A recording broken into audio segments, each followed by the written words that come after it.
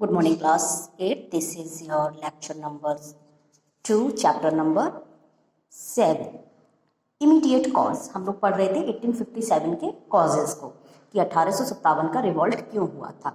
अब इसका immediate cause का मतलब होता है तुरंत जो कारण थे। वैसे देखिए इकोनॉमिक क्राइसिस हुई थी, मिलिट्री कॉज थे, सोशल कॉजेज थे, ये सब डीप रूटेड कॉज थे, बहुत पहले से चीज़ें चली आ रही थी।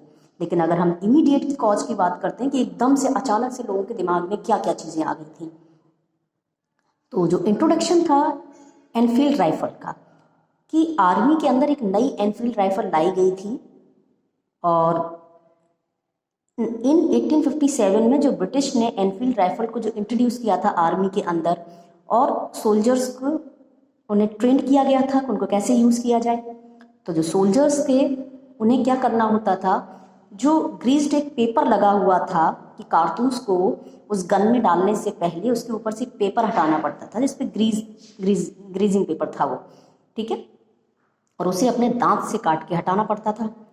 एट द सेम टाइम ऐसी ही र्यूमर ये स्प्रेड हो गई कि जो कार्टेज है और जो ग्रीज लगी हुई है उस पर जो वो बना हुआ है आपका गाय और सुअर की चर्बी से, खाल से।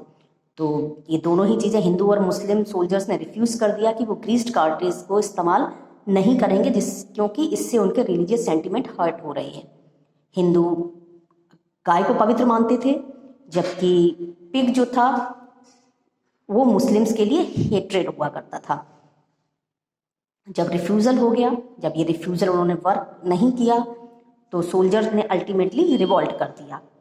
जो प्राइमरी और द इमीडिएट कॉज था रिवॉल्ट का वो था आपका इंट्रोडक्शन जो ग्रीस्ड कार्टेज का आर्मी में हुआ था उसकी वजह से, ठीक है।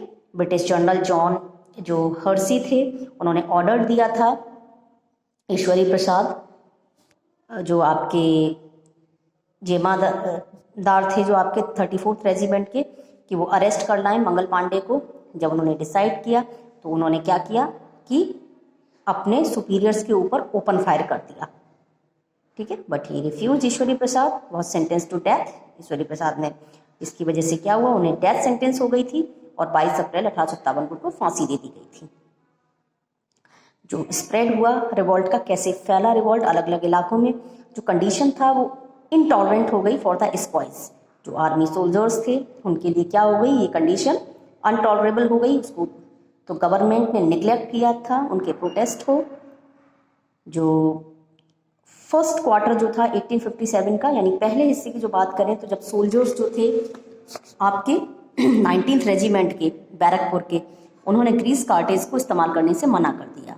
उनके लीडर जो थे वर पनिश्ड, उनके लीडर्स को पनिश किया गया और रेजिमेंट को डिसबैंड कर दिया गया। मार्च में मंगल पांडे जो 34th रेजिमेंट के सोल्जर्स थे उन्होंने फायर कर दिया एक सर्जेंट के ऊपर और उन्होंने अपने कॉमरेड्स से कहा रिवॉल्ट करने के लिए ब्रिटिश के अगेंस्ट में कि आप अपनी जाति और रिलीजन को बचा लीजिए। लेकिन बट ही एंड हिज वो और उसके एक जो कॉमरेड थे उनको पकड़ लिया गया, उनको एग्जीक्यूट किया गया और अप्रैल 1857 में 85 सोल्जर्स जो थे कैवलरी रेजिमेंट के मेरठ में, उन्होंने भी रिफ्यूज़ कर दिया कि ग्रीस कार्टेज को वो इस्तेमाल नहीं करेंगे। उन्हें पनिश दिया गया और 10 साल की उन्हें कठिन आपकी कैद दे दी गई और पब्लिकली उन्हें डिसरिगार्ड किया गया, उनका अपमान किया गया। मई 10 को 3rd का जो कैवलरी रेजिमेंट थी मेरठ में उसने भी रिवॉल्ट कर दिया। इन्फेंट्री ने भी आपका जो था वो रिवॉल्ट कर दिया।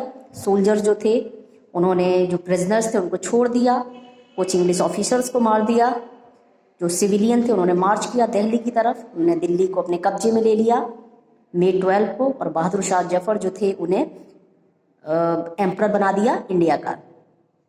लेकिन वेरी सून हुआ क्या, रिवॉल्ट पूरी टेरिटरी में फैल गया, दिल्ली से लेके बिहार तक का ईस्ट में। और जून में जो रिवॉल्ट था वो आपका लखनऊ में ऑकर्ड हुआ, कानपुर में, झांसी में भी स्टार्ट हुआ।